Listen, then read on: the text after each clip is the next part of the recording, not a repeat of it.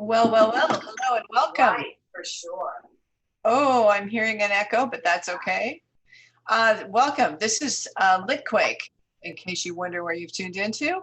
San Francisco's Literary Festival, and this afternoon's event, Shakespeare and Lovecraft, will be a conversation between two very gifted writers of the absurd and the fantastical, maybe sometimes the fantastically absurd, Christopher Moore and Matt Ruff. This event is presented by the generosity of Craig Newmark Philanthropies. Craig is actually a fan of both authors. I am Jane Goodall. I'm the co-founder of Litquake, and this 21st year of the festival, we are all streaming all the time, from points in the Bay Area to points all over the world. Through October 24th, we have a little less than a week of programming left, so please check our website to find out the events that we have coming up this week. We'd like to think that given the horrendous year we've had in 2020, that Litquake's mission of bringing connection, inspiration, humanity, and maybe even a few laughs to our audience is more important than ever.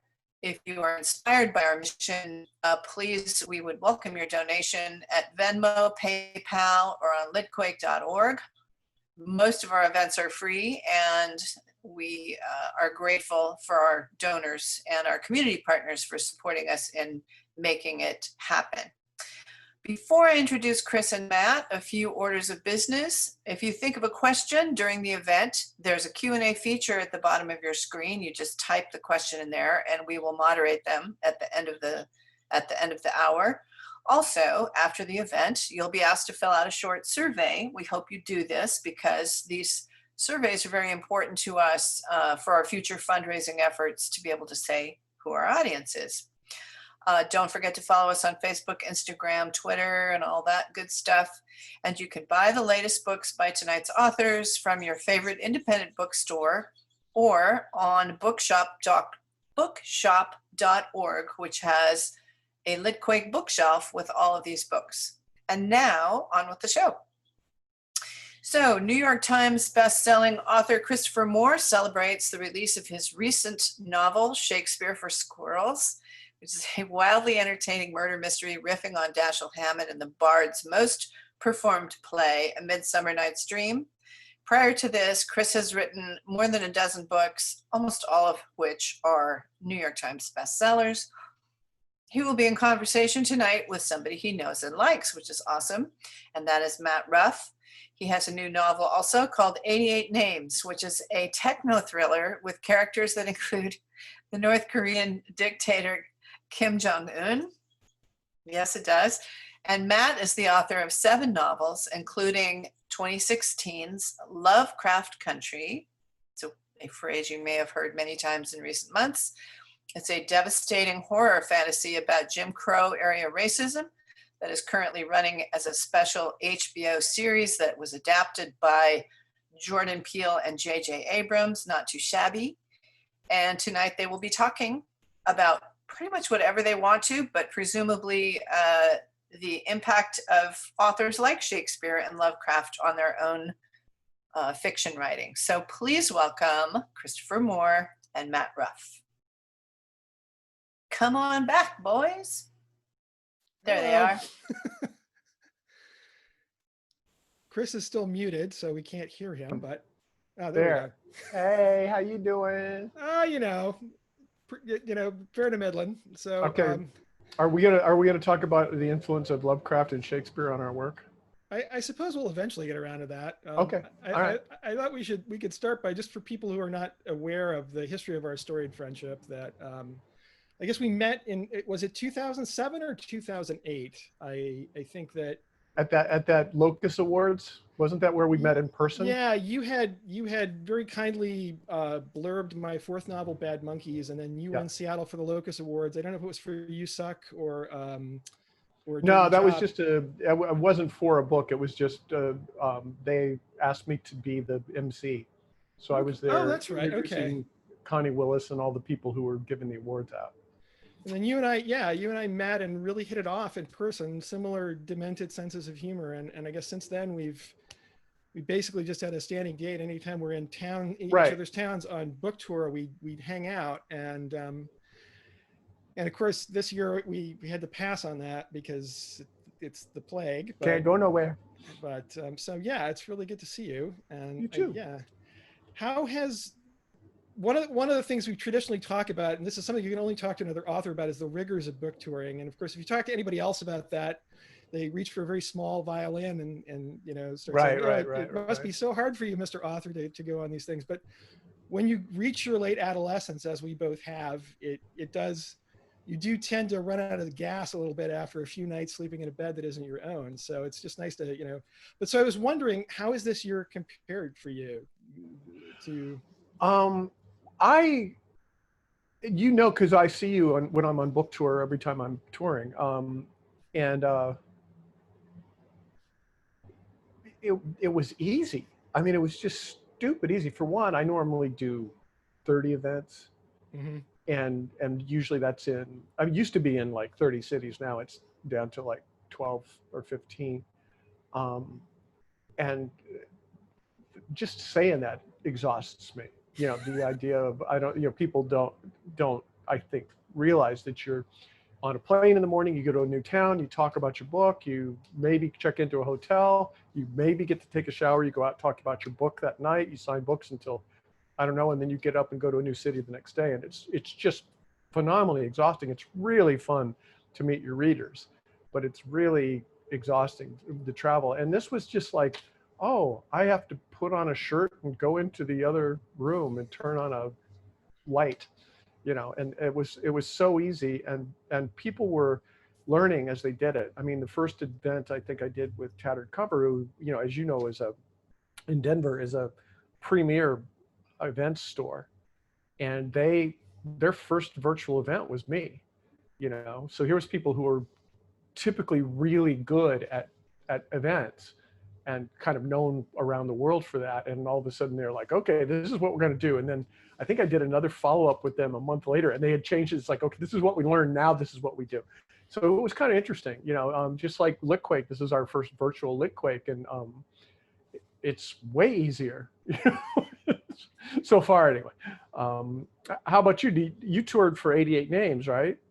Yeah, it was funny. I got caught right on the cusp. There was that period where, you know, like Seattle was the first place. There was, you know, we were getting ready for the book tour, and there was a story in the news about COVID outbreak at a old folks home, you know, a senior living center here in Seattle. And I was like, oh, geez, that might actually affect my book tour. And then there was that week-long period when people were kind of in denial about what this was going to be like, when I thought I would be able to pick and choose which events to go to. So it was like, okay, I'll probably skip Emerald City Comic Con because that's just going to be too many people, but maybe I can still go to Elliott Bay and, you know, do other small local bookstore events. And then another week went by and it became clear that, nope, we're not going to be doing anything. And then the full shutdown happened. And the one saving grace in my case was because the book is about virtual reality. I had actually already had a bunch of online things in the pipeline. So, and I got to do some neat things this time. Like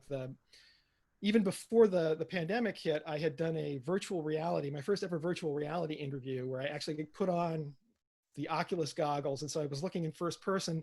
I was in Seattle, my interviewer was in Munich, and we were in a virtual space. And I had an avatar that was based on Bad Monkey. So I had a mandrill head and paws, and I was wearing a jean jacket. And I'm looking out in first person. I can see my paws, and I'm talking to this German interviewer on the other side of the world. And it's this virtual space mocked up with copies of my books that we could throw around until we overloaded the server and had to reset it, because apparently you can only throw so many objects before.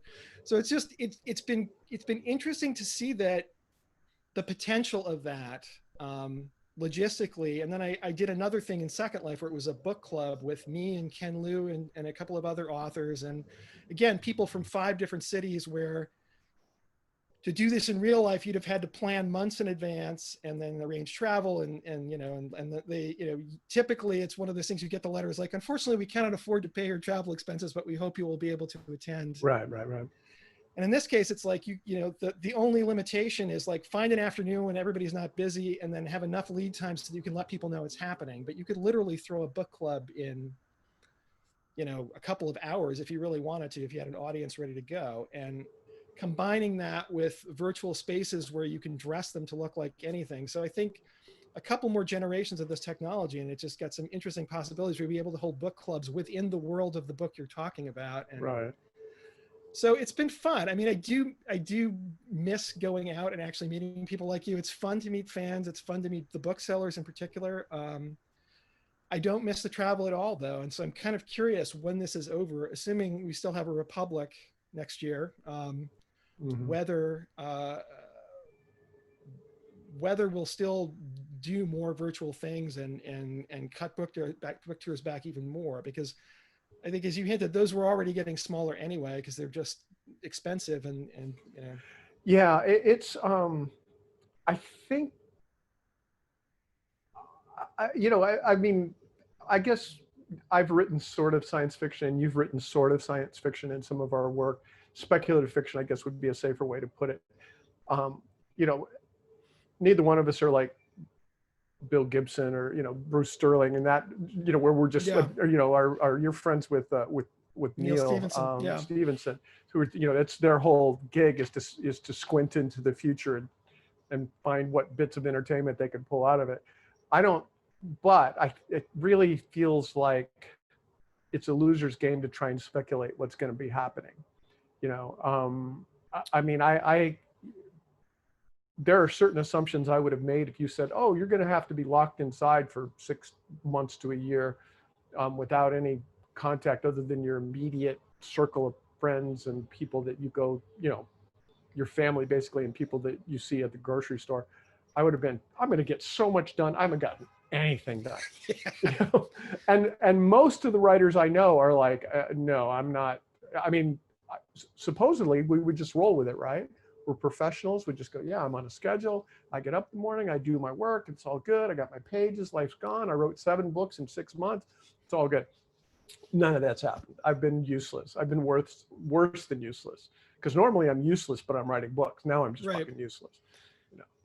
No, I remember this. We had there was a similar thing. I think after the last presidential election, where I think you were just dragging for a long time, and you write a lot faster than I do. Obviously, I mean, your first book, I think, was Practical Keeping, was published in '92. So yeah, I wrote it in 1990. I sold it in 1990, but I published it in 1992. So you started publishing about 4 years later than me, but I've only published 7 novels. You published, I think, 17 or 18, depending if we count the Griff. 18 if you count the Griff, which is a graphic novel. But that was, when I was looking at your chronology earlier today, and I just realized, there is that gap where noir came in, because I think it just took you a little longer to get your head back in the game. Yeah, I finished noir. I turned noir in at the end of September of 2016, and getting back up to speed was, I wrote Shakespeare for Squirrels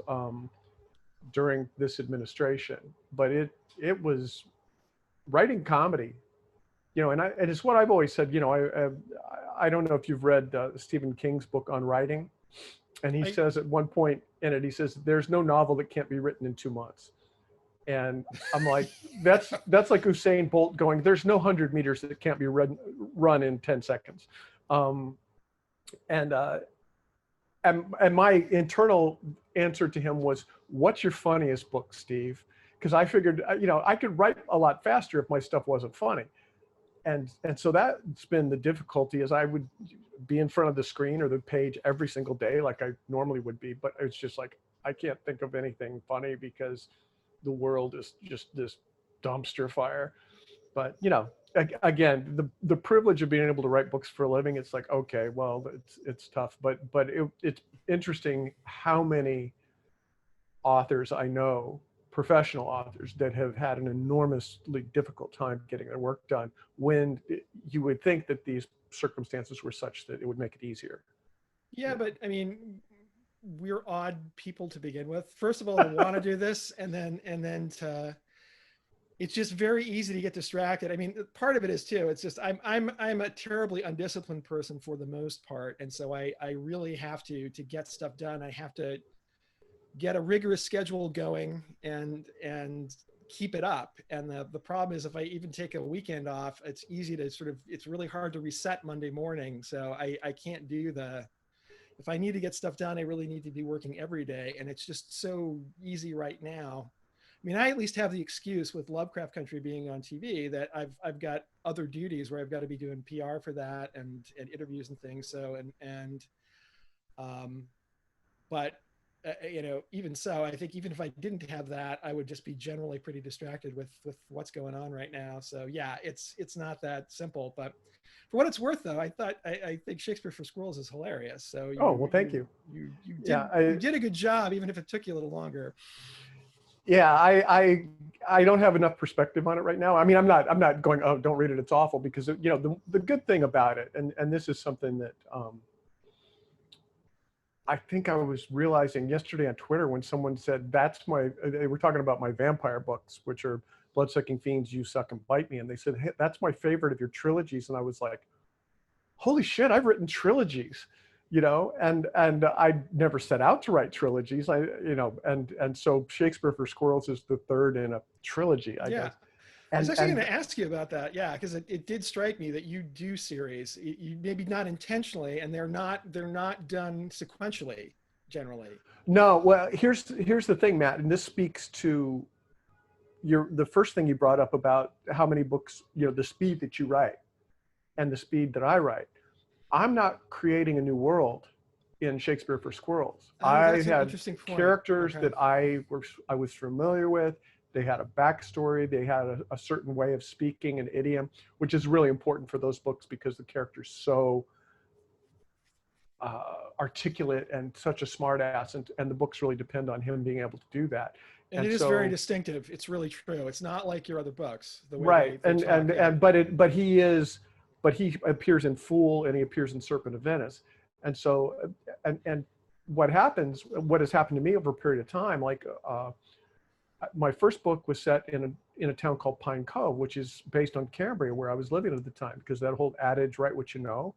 Well, yeah, that's where I've been living. So it was a small town. And then I was at a point, I think going into my fourth book, where I didn't have any money to go any place for research. And I didn't have any time to do like an on-site, a big research thing. And so I set another book in Pine Cove. And then my Christmas book was The Stupidest Angel is set in Pine Cove as well. And that was just simply a salesman for HarperCollins coming up to me at the HarperCollins sales meeting that I spoke at and going, you should write a Christmas book, Chris. And he goes, we could sell the shit out of that. And I was like, really? What would it be about? And he goes, I don't know, Christmas in Pine Cove, because we're friends and he was a fan of my work. And I was like, really? What happens, do you think? But anyway, it was, but when you're writing a book that's, you know, it's why I'm convinced it's why crime writers write series. They have to. Right. You can't create a new world. I mean, there's very few people who are writing original novels every time. I think Chuck Palahniuk does. Yeah. A little bit, although I mean, he's prolific, and almost every one of his books is in a new world, but there's not many of them, and that's my experience. Is the reason that I wrote trilogies is because the world building takes a lot of time. It takes a lot of time, and so that explains, you know, my 17 to your 7 is each of your 7 books is. That's fair. Although I know I started whipping you to write a sequel to Lovecraft Country as soon as you got the TV deal. Well, and you know, that is actually what I'm going to try to do next. And I will have you in part to thank for that, because I'm generally not a sequel guy. It's true. I've always been of the opinion that, you know, for my books, I feel like if I'm doing my job right, the book will use up all of the potential of the idea that gave birth to it. So that, you know, when I'm done, if I'm going to do another book in that world, it would have to be something where I had a completely new idea using the same characters, because otherwise it's, you know, my old metaphor for this is, you know, it's Huck Finn is fine, but I don't want to do Tom Sawyer in Europe. So it's like you've got to have a completely new it can't just be the same characters doing new additional things. But with Lovecraft Country, it's just continued to haunt me. And there were, when I first got published, when it first got published, and I was just thinking about, well, if I did go back and do it, there were all of these hurdles that I had in my head. And one of them was that I was really stuck on the format I had with the original book, where, it's episodic, or each chapter is almost it's a standalone story in one sense. They fit together into a larger arc, but each one is really almost a standalone piece. And that worked great for introducing the characters, introducing the world, but I somehow thought I had to keep doing that, and I couldn't figure out any way to continue it doing that format. And this seems like a really obvious thing, but I was talking to you about this, and you said, well, you don't have to use the same format. You can just do a more conventional novel and interweave the narratives. Mm-hmm. And as soon as you suggested that to me and I thought about it, I was like, oh, well, then I know what happens next. Right. Right, which is all you have to have. That's all you need to know is what happens next. Yeah. And then you have a place to go, And so, yeah, bit by bit, I've sort of, and so the last sort of hurdle is just that, Lovecraft Country ends somewhat open-ended because it is, it was not going to be realistic to have these black characters living happily ever after, because they have, the novel ends in a victory over the bad guys, but my protagonists are still going to wake up black in Jim Crow America in the 1950s. Right. And so they're still going to have more struggles ahead. So it ends on a hopeful but open-ended note. It's basically, they have the tools to deal with whatever comes next. But if I go back into it, I really do want to carry it to some more natural conclusion. And that would, to my mind, since it's a book about, this family owning a travel agency and publishing a fictional version of the Safe Negro of the Green Book, is to carry the story forward probably to 63, 64, where the Civil Rights Act is passed and when the real Green Book ceased publication. It's like carry it through until they don't need the book anymore. And that's suggests not one more novel, but 2 or 3. And there I get into my, I tend to write really slowly. Do I want to, if I do 4 years per book, then I will be. You can't do that. Yeah. You can't do that. Yeah. So that's the last remaining hurdle is, can I do this in a reasonable amount of time? And can I, will HarperCollins be willing to go along with that? And obviously the HBO series probably makes that easier to get a yes on that last question, but so my next project is gonna be, I'm gonna take a run at the idea and see if I can make it go, and then either it will work and then I will have more Lovecraft Country, which would be great, or I will realize no, this is not going to work, and then I won't wake up when I'm 65 wondering to myself, oh gosh, what if I had done that, when I had the chance. So, well, interesting. And I knew, the speed that you wrote when I said you should do this now, because you're going to need it. Are you okay to talk about the series a little bit? Oh, sure, absolutely. Yeah, I read the book in galleys, I think, or maybe even manuscript. I don't remember, but I read it early on and liked it a lot. And so I started watching the series, and the logical end for the series, of course, was I think the end of episode 2. Yeah. when the House of Usher falls, and I'm like, well, shit, I don't know what's going to happen now. I mean, I just thought, I was like, well, wait a minute, this is, and I didn't remember. 8 more episodes. What the heck are they going to do now? Yeah. I didn't remember the sequence of the book, but it seemed to me like if I were doing it, there'd be this, oh, this is where all this weird shit is coming from. And then you'd end up at the House of Usher, basically, at the end, and it was like, well, okay, that's not how it's going to end. So I was a little bit surprised by that. And if those of you who haven't seen the series, watch it. The thing about Matt's book and the series is, if you go, no, I read Lovecraft and that's all the adjectives I need for the rest of my life, it's nothing like that. In fact, there's so little Lovecraft marginalia. I don't know what the word would be. There's not a lot of Lovecraft stuff in it. Well, yeah, the secret to this was that it actually was originally, the original model for it was not Lovecraft at all, but the X-Files. And I had pitched this as a TV series idea. Actually, right around the same time I met you, I had this meeting with these TV producers who also really liked Bad Monkeys and wanted me to pitch them original TV ideas. And And I ended up pitching them The Mirage, Lovecraft Country, and 88 Names, and they passed on all of them. But the idea with Lovecraft Country was, yeah, it was going to be the X-Files, where you had this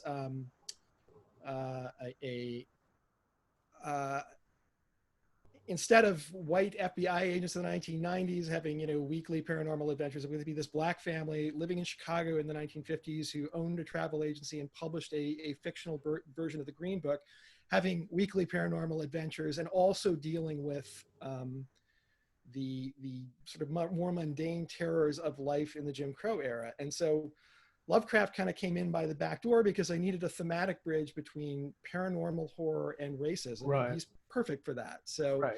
and then the other function he serves is this sort of part of what the book is about is just the dilemma of the black nerd, of people, you know, black folks who love genre fiction as much as anybody else, but the genre fiction just doesn't love them back, or definitely didn't love them back in the 1950s. And Lovecraft, again, is perfect for that. As I discovered during my research, I mean, there are plenty of other authors I could have used in that role. Almost everybody has some lazy stereotype or racist sentiment that shows up in their writing at that time. But Lovecraft really went out of his way to make his fiction unfriendly for anyone who was not white like him. And so he's like the acid test of how badly do you love this genre that you're willing to put up with this. And so having named the book that, I then brought in some other Lovecraftian elements. There's a kind of a Necronomicon in the novel. There's a monster that is jokingly referred to as a Shoggoth, although it's quite different from the Shoggoths in Lovecraft's fiction. And then there is this cabal of white wizards in New England. So it certainly has Lovecraftian elements, but in general, it's about a lot more than that. It's really all different kinds of genres. And this is something that the TV show has captured really well, where one week it's definitely horror, and then the next week it's, Hippolyta is going to another planet and we're having Afrofuturism festival. And then there's an episode in Korea, which is not from the novel at all, that they added, which I thought was amazing, where it's that's a cool episode. A monster from Korean folklore getting drawn into this as well. And this is, I find it fascinating. I really enjoy it. I know for some viewers, particularly viewers who are not familiar or used to genre tropes, it's confusing because it seems like almost like a different show every week. And as you're saying, yes, the first two episodes contain enough action for an entire series on another streaming service, perhaps. And then after that, it's like, well, wait a minute, the story's over. Where can it go from here? And then next week we have a haunted house story. And then the next week we have something else. And pardon me, they're all part of the same thing, but it really, it's constantly throwing new stuff at you. And I'm loving it, but I know for some people, it's like, what the heck is this? So I have to ask you about the Hippolyta, because you wrote a book, based on Midsummer Night's Dream, in which there's a character named Hippolyta. Yeah. And I watched a bunch of the versions of the play on video, as well as I've probably seen it, I don't know, a half a dozen times in live performance, and I've never heard it pronounced Hippolyta. Where'd that come from? Initially it came from me because I'm one You're of those a writer people and you've never heard anything out loud. Yeah, exactly. I mean, it was, I think I was 25 before I realized that hors d'oeuvres and hors d'oeuvres are the same thing. Are the same thing. I just, one of them I'd only ever heard spoken and one of them I'd only ever seen written. Yeah. So and so I've just always pronounced it Hippolyta. I know it's more often pronounced Hippolyta, and I was sort of amused that, and somewhat relieved that the showrunner and the cast on the show had decided to pronounce it the same way I do, rather, because it would have been weird to hear her called Hippolyta on the series when I've always in my head call her Hippolyta. But interesting. And actually, it was funny. When my wife Lisa and I were down visiting the set in Georgia, when they were filming Hippolyta's episode. And there's a scene with her and Courtney B. Vance, and they were actually discussing the pronunciation of the name, where Courtney B. Vance was saying, "So did we finally decide how we were pronouncing that?" And they said, "Yes, Hippolyta." So this comes up, but yeah, I don't know exactly how that happened, but I guess I'm not the only person who reads it that way. But yes, if you're Shakespearean becoming Well, more Shakespearean but that makes complete sense. I'm actually kind of relieved, because I went through periods of thinking that facade and fakeade were synonyms, but it turned out it was the same word. Banal and banal. Yeah. Yeah. And that's, and that's always, I had a friend one time, a writer, who we were having a discussion, and he said, yeah, it runs the whole gamut. And I said, the whole what? And he said, the whole gamut. And I said, the gamut. He's like, I don't think so. I mean, I've had that discussion about it. I'm actually really relieved that that's why it was. And it sounds also like it could be African-American idiom. It's it could very well. too. I don't know, but I mean, no, I don't either. But it works. If everybody if their introduction to the name has always been Hippolyta, then it makes complete sense that it's definitely Matt Ruff idiom. So But yeah, that's interesting. Yeah, I just was. That's just boy. We just went down a nerd tunnel there, but that's just a writer thing, and again, because we were working with the name of the same character. What's interesting to me about the Fool cycle too, what struck me, reading through it is in a weird way, you wrote a book I had, or wrote a kind of story that I had thought about. And this is an old thing I was toying with, I think as far back as Fool on the Hill days, where there's an old joke that, what Americans want is a tragedy with a happy ending. And I at one point I've been toying with the idea it would be cool to do a story where you took a number of different Shakespearean tragedies and threw them all together and had the plots interfere with each other in a way that they came out happy at the end, which would not be hard to do because in Shakespeare's tragedies, it's usually, the tragedy hinges on just one little thing, like not checking that so-and-so's dead before you, or not checking that your wife is really cheating on you before you kill her or whatever. And, right. And particularly Serpent of Venice, but I think just in general that the whole Fool cycle has that feel of taking Shakespeare and messing with the plot lines in a way that makes them turn out more cheerfully than they ought to. And I really feel like I'm fixing it, basically. I feel like I'm fixing it. It's interesting. It's not a new thing. Fool was my first Shakespearean based book, and it's King Lear told from the point of view of the fool. That was how it was pitched, and that's what it is. And when I started researching that, and I didn't know Shakespeare very well when I started that book, I'm okay now, but when I started researching it, I found out that there had been a happy ending King Lear, written in like the 1700s by Alexander Pope, and he was the poet laureate of the time of England. And so for like 200 years, if you went to see King Lear, Cordelia married Edgar and they went off and it was happily ever after. And it wasn't a tragedy at all, other than, it still hinges on King Lear being an absolute dolt. So yeah, I feel like I've fixed it. One of the things I really like doing is taking characters that really have almost no agency at all in the plays. The maids, Iago's wife, and in Midsummer Night's Dream and Shakespeare for Squirrels, the fairies, who are just extras. And it's like, no, the fairies are part of this story, and you give them personalities and power and goals and stuff like that, and it's a lot of fun.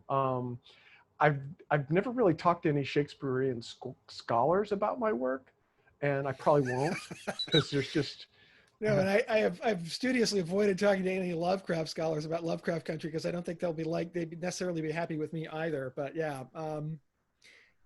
No, I do a similar thing where I like taking the character who you assume is just a walk-on role or a peripheral character and making them one of the most important characters in the novel, which in Lovecraft Country was Letitia's sister Ruby, who ends up being one of the more important characters in the novel. And so it's always fun to defy expectations that way, but also particularly as I get older, I just realize if I have a character in the novel, I want them to do something interesting regardless. I don't want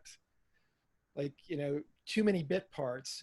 Unless it's a really good bit part, you want the characters to all be there and serve a purpose, and you know, or otherwise, why put them in at all? Why not save the space for characters who really do something interesting? Well, what's really fun about working with Shakespeare's oeuvre is the I always have to say that in that sort of pretentiously hit it accent.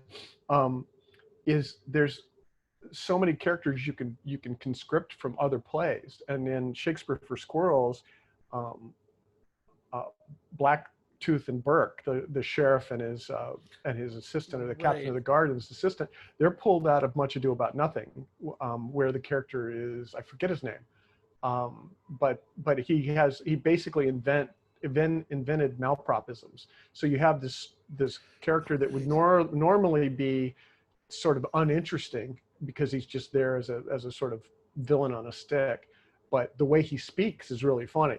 And Dogberry is the name of the character from, right. And Dogberry and Burgess from Much Ado About Nothing. So, you know, it sort of gave dimension to them, but I can't claim that. The ones that, like Emilia from Iago and Nerissa from Merchant of Venice, those I fleshed out, but Blacktooth and Burke, I basically swiped from another Shakespeare play and put them in. So it's kind of fun. I get a little bit of a feeling of what it must be like to be a theater director, because I didn't know until I started doing these books that theater directors really, really, really take license and make Shakespeare better in a lot of ways, make it a lot more accessible, and they all cut it. You know, that was what was weird about the Kenneth Branagh Hamlet. I think it was the only version I've ever seen where they show the Polish army and Fortinbras as at such a length, and it works. But I only need to see it at that length, I think, once, and that's enough. And he does such a good job. It's like, that's good. I'm good with this one.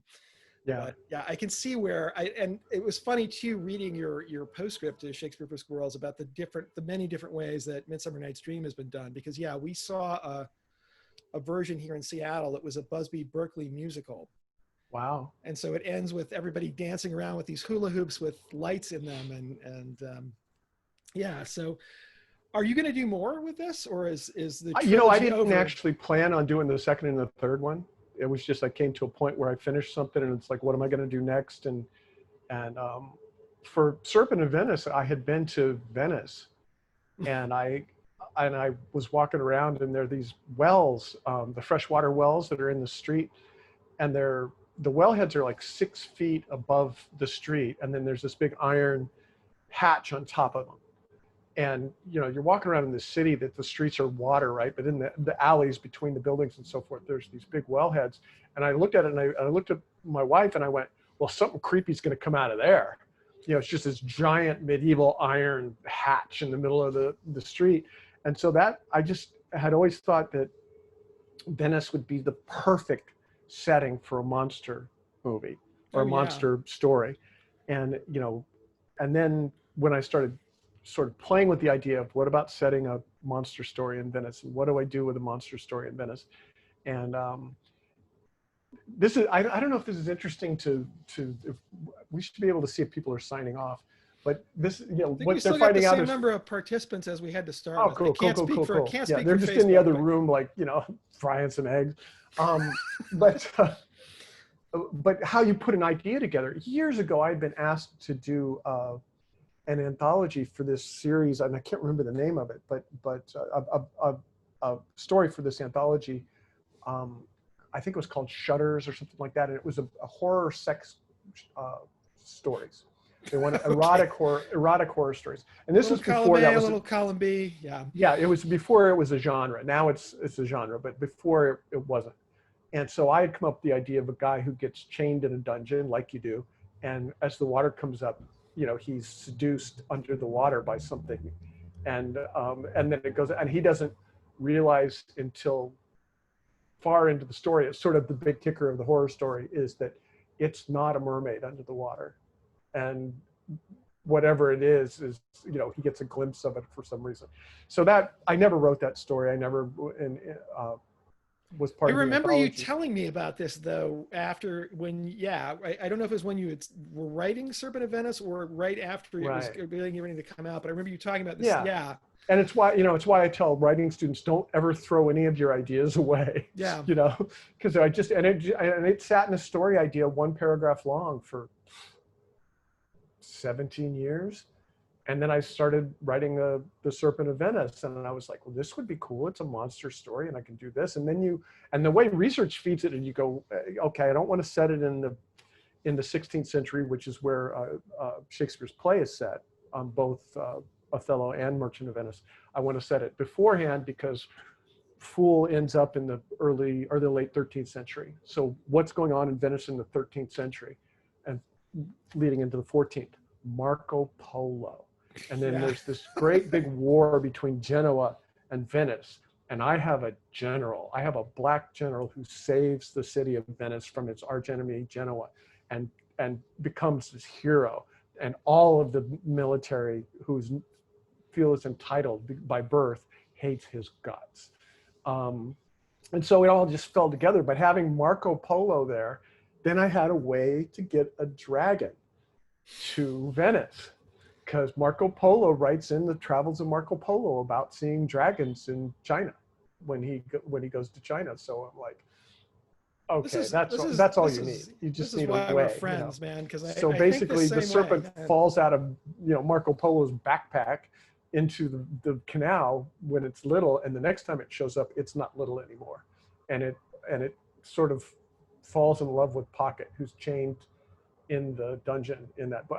I'm doing the great pitch for Serpent of Venice, but I was just trying to illustrate how stuff comes together, from your career, and you go, oh, okay, I always wanted to do that and it didn't work, or I always wanted to do that and it didn't work, but it works now. And that's sort of how that worked. And then taking the two Shakespearean plays, that was, and I'm sure that you do these diagrams, like every author I know does diagrams of like, where's everybody when this is going on in a certain, probably less important in an episodic book like Lovecraft Country, but in 88 Names or something, you kind of got to know where people are. It's funny, I don't actually ever outline, but I was, this is one of the reasons we're friends. We're very similar in this, taking elements that to most other people would have no connection whatsoever and finding a way to put them together. And Neil Stevenson teases me about this. He's got this phrase, the Matt Ruff non sequitur, where we'll be talking about one thing and I'll come out with this weird question, and is like, how did you get from point A to point B exactly? And I think the quintessential example was, we were talking about upstate New York, and then out of the blue, I was like, can you make butter from pig's milk? And everybody looks at me like, where did you get that from? And it's like, well, upstate New York is Green Acres. And there was an episode of Green Acres where Mr. Haney was milking a hamster. And then I thought, well, and then what other animals give milk? Well, pigs give milk. And then it's like, could you make butter from pig's milk? And I do this in like 5 seconds. And I just sometimes don't notice that other people around the table are not privy to this very weird chain of associations. And I burst out with this stuff, and then Neil's like, this is the Matt Ruff non sequitur for the evening. But it's very useful for creative purposes. If you can then turn around and find a way to make it work on the page that doesn't just seem weird to everybody, which is that was the one of the things that took me a longer time to learn. But fortunately, I've been writing long enough that I had a lot of practice. But it's funny. I don't generally diagram. I'm pretty good at keeping the balls in my head and the connections pretty fresh in my head, at least while I'm writing. And so like in 88 Names, I really was not very complicated for me by my standards. Lovecraft Country was more, because there were just more moving parts. But I suppose I should talk a little bit about 88 Names, since that's also in the headliner here today, and I've been talking mostly about Lovecraft Country. But yeah, this was part of that same pitch session that produced The Mirage and Lovecraft Country. And basically, it came out of, I had been interested in, one of my many ways of procrastinating, I'm a longtime gamer. I play a lot of video games. And anyway, there's this phenomenon in online role-playing called gold farming, which is where people who play online role-playing games will collect virtual loot like gold pieces or suits of magical armor or other rare artifacts in game, and then they will sell them to other players for real money, which is generally a frowned upon activity in a lot of ways, because people who don't have hundreds of dollars to spend on imaginary equipment feel like this is cheating. And game companies are like, they don't want the customer service hassles of somebody gets burned on a deal and they call customer service and say, hey, I paid $400 to this guy for this magic sword and I didn't get it. And the company has to explain, they don't work for us. We can't help you. And, this is just also the general idea of people making money off their intellectual property. So I thought it would be, when I heard about that, I thought it would be cool to tell a story about a gold farmer. And I eventually upgraded that to the idea of this, what I end up calling in the novel a Sherpa, which is a more full service guy. If you want to play World of Warcraft, but you have a life and you don't have hundreds of hours to learn how to play, you could basically hire this guy. My protagonist is named John Chu, and you pay him and he will provide you with a ready-made high-level character and, a bunch of skilled players to come with you and cater an adventure for you and take you on a nice adventure in virtual reality. And so that's his day job. And then he gets a gig where a guy who goes by the name of Mr. Jones offers him $100,000 a week for a comprehensive tour of the world of virtual reality gaming. And he takes the gig, but he begins to suspect that this Mr. Jones is actually the North Korean dictator Kim Jong-un. So and what got me to this was basically my pitch as a TV show is I thought it would be cool to have a TV series set entirely in virtual reality where you would never see the characters as they actually appeared, but only as they chose to present themselves. That they have total control over how they look and sound. They can use machine translation to pass themselves off as native speakers of languages they've never studied. And just the interesting challenge of telling a story set entirely in VR environments. And you could open windows to the real world, watch real-time video, or visit people's YouTube channels or whatever. But even there, even if somebody gives you their name and you look them up, that stuff is all being mediated through computers, so that could be fake too. And one of your characters is paraplegic, is that right? Actually, she's a quadriplegic. She's a former, her name's Anya Kirchner, and she's a former Olympic gymnast, and she's in a bus accident basically on the way to the games in Buenos Aires, and then an operation that's hoped to make her better actually makes her worse. And so she's basically in what I refer to as an iron lung. I guess it would be a ventilator, basically a high-tech version. So she spends her entire life online 24/7, which is great in that it gives her the opportunity to have a life of some kind where she can, she's got a special headset that lets her control her avatar just by thinking. But it's also, obviously, if she gets a stalker, she cannot just, leave the internet. It's not reasonable. So yes, and she's one of the members of this Sherpa group.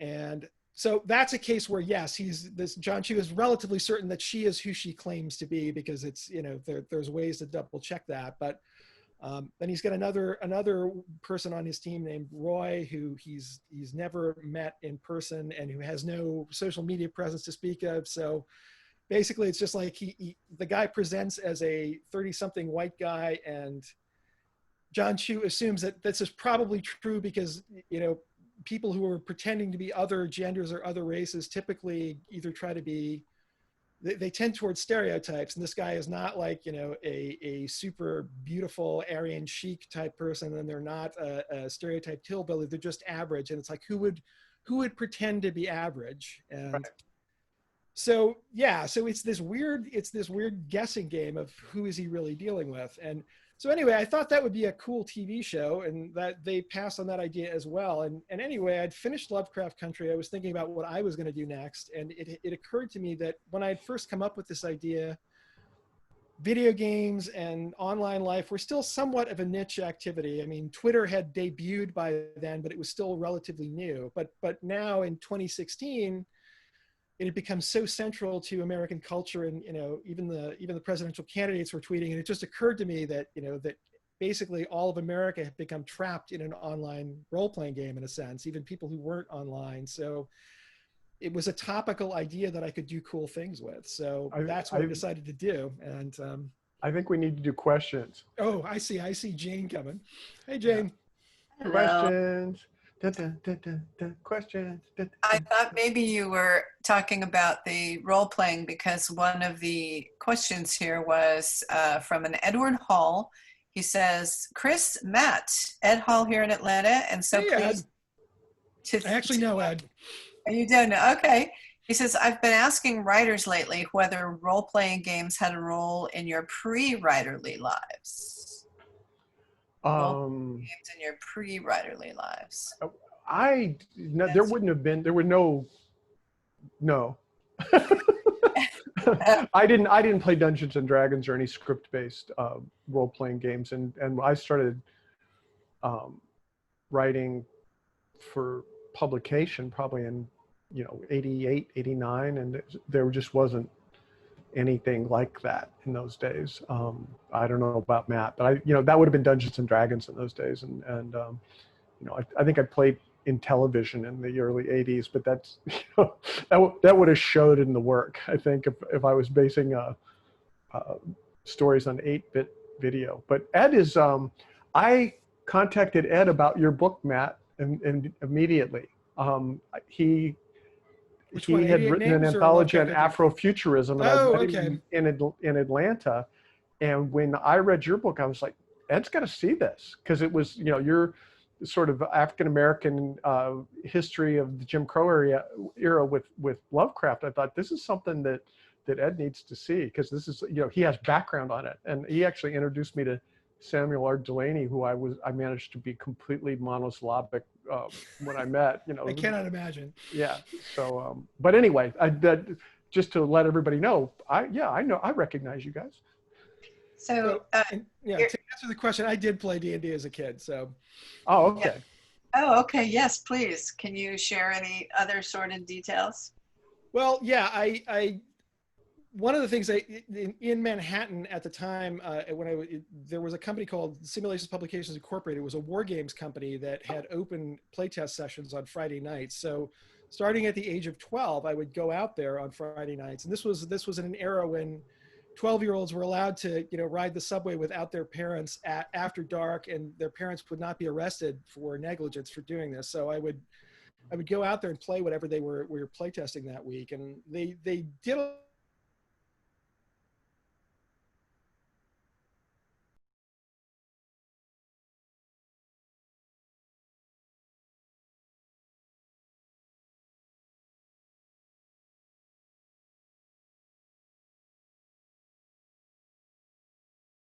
James Dunnigan is the guy who turned me on to D&D. He told me about it, and I thought, this sounds great. And so I ran out and bought a copy and, changed my life. And that was also where I got my first taste of computer games. And that all fed into what would eventually, 40 some years later, become 88 Names. So. Question for Chris, and maybe it's a sore subject, but how close has your work come to being produced as a movie or a TV show? Stupid as Angel, they rented the studio space and hired the caterer, and the guy who was producing it, I think he had gotten some shady financing through some Russian source. It fell out at the last minute, and he just fell off the planet. I mean, it was like, I can't remember what the year was. I want to say it was around 2011 or something. But I had talked to some of the actors online, and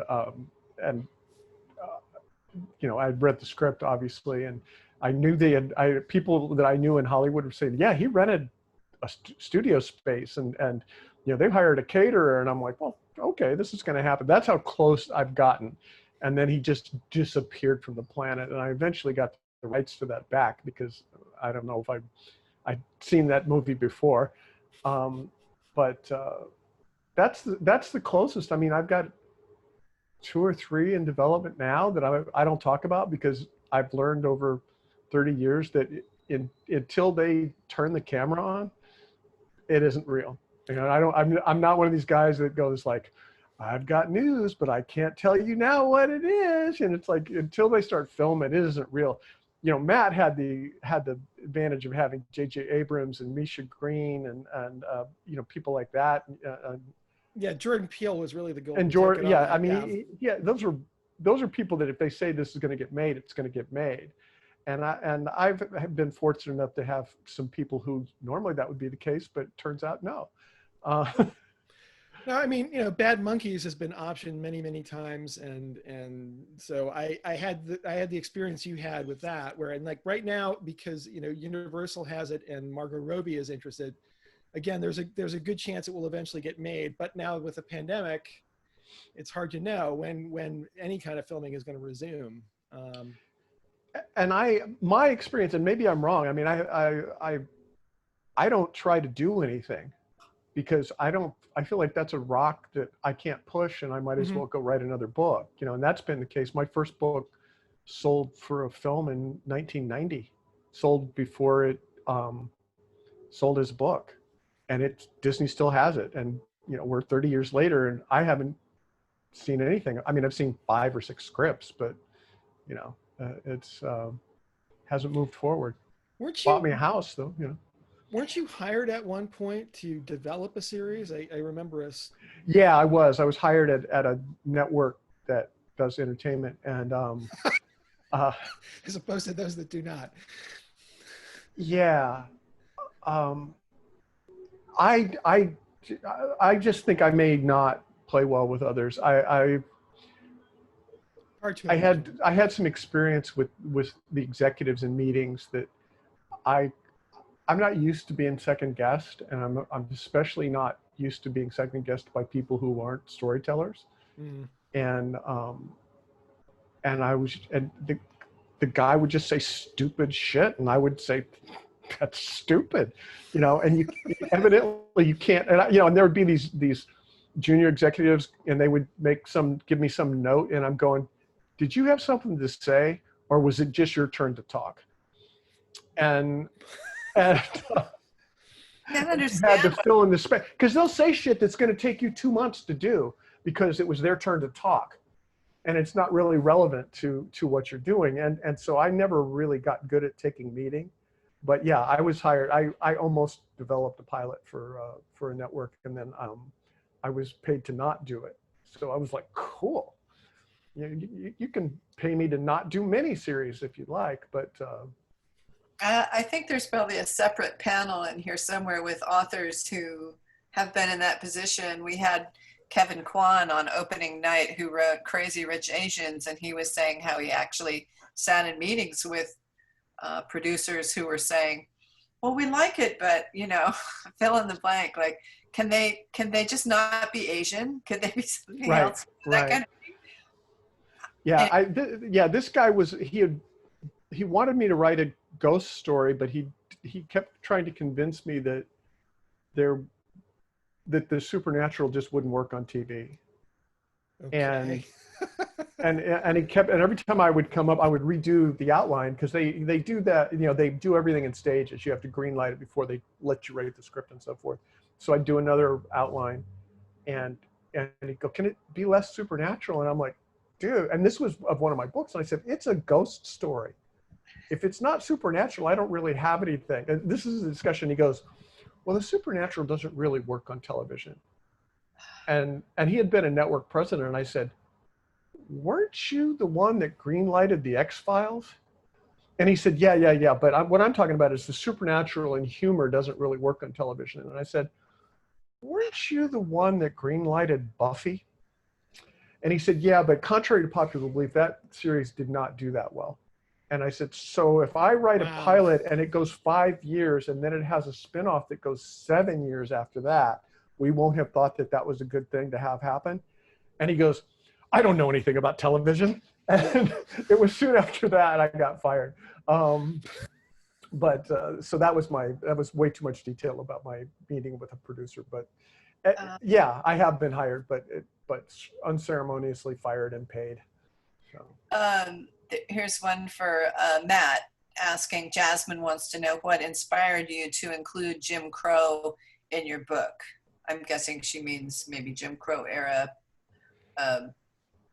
you know. I don't at this point recall the initial, like how that, I mean, as I was explaining earlier, I mean, the basic idea I had for a long time wanted to do, one of the things, the idea of an X-Files type show where you would have a recurring cast of characters, you know, having regular paranormal adventures, that always struck me as an interesting format. And when I was presented with this idea to do it as a TV show, I thought that would be cool, but I wanted to do something different. I mean, there was the standard format was, you know, white protagonists, maybe have some diversity in the margins, you know, to sort of spice it up. And I wanted to do something radically different where you had a different era and just a different idea of who this story would be about. And, you know, I had one of my inspirations, there was a guy named James Lowen. He's a historian. He wrote a book called Sundown Towns. This is basically a secret history of whites-only communities in America. And I learned a lot of interesting stuff from that book. I can't speak highly enough about it, but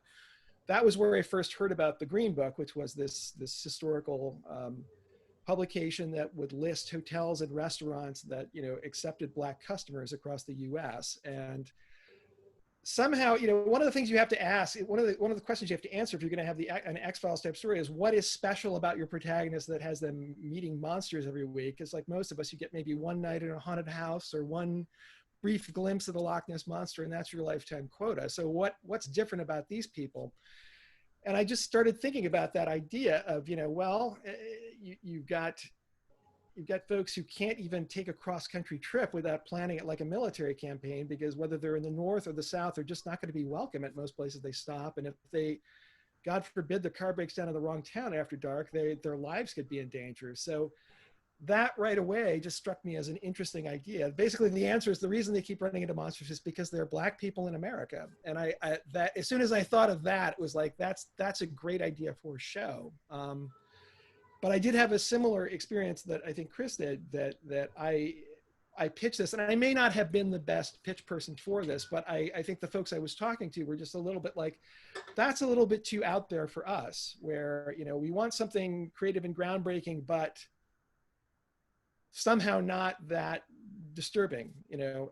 And it's a show that would be very expensive because it's a period piece, it's got special effects, but also you're going to be talking about racism every week, and are people really going to want to tune in for that? And I thought the answer was yes, if you told it in the right way, but they just weren't so sure. So, but I, you know, having come up with the idea, I just couldn't let it go. So that was how I decided to turn it into a novel. Did they have Watchmen in development when they bought Lovecraft Country? I assume so, yeah. I mean, it would have to have been in development because it aired last year, so it must have been. Right. Yeah, they picked it up in 2017, so Watchmen must have been on the. Yeah, because they were clearly thinking thematically along those lines. And I mean, the thing that opened the door for me was Jordan Peele's involvement, because the success of Get Out both proved that this kind of story could work financially, and they were, you know, basically at that point he could pick any project he wanted. And I was just very, very fortunate to be one of the first people whose books he looked at after he finished Get Out and started thinking about what does he want to do next. So, but yeah, and HBO was obviously very open to this. So God bless him, you know.